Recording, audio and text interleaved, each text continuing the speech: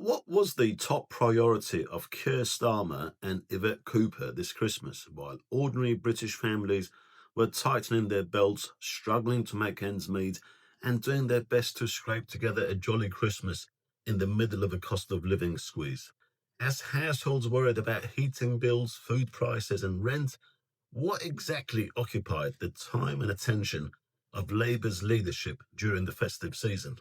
Well, let's hear it from the horse's mouth. This is what Keir Starmer posted. He said he was delighted that Al-Fattah, an Egyptian left-wing activist, is back in the UK and has been reunited with his loved ones, and that Allah's case has been a top priority for his government since they came to office.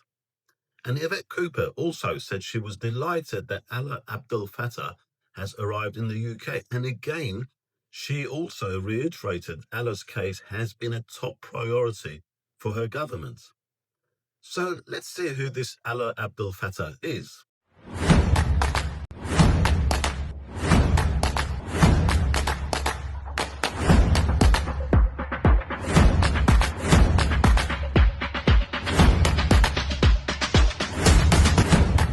And again, let's hear it from the horse's mouth and from his own tweets in the past.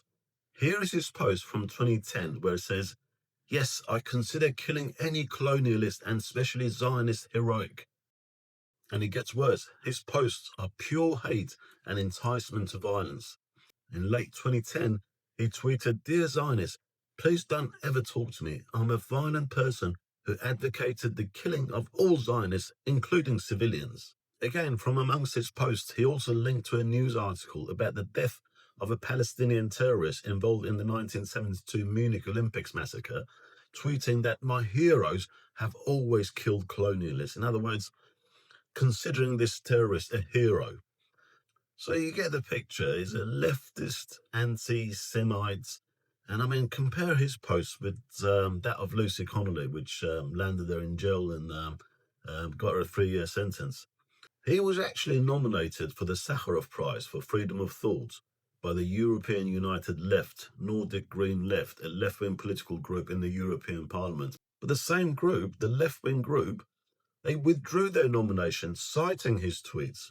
Now, imagine being a Jew living in Britain and the government's priority is bringing this guy over here. What a weird priority. This guy's been arrested and rearrested in Egypt since 2006.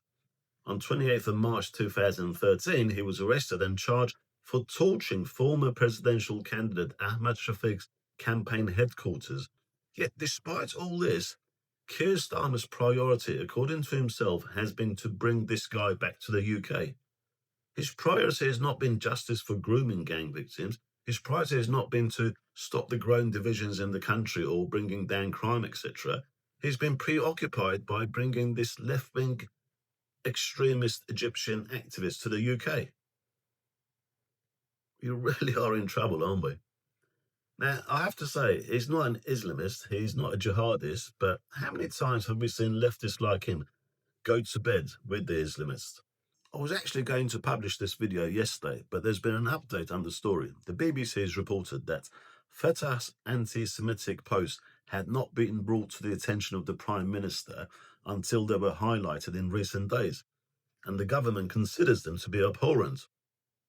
I mean, really? Doesn't this show that the government don't do their homework and due diligence properly? And interestingly, the BBC, although refers to Fattah's historical social media messages, they don't actually say any of them. They don't actually say what any of them were.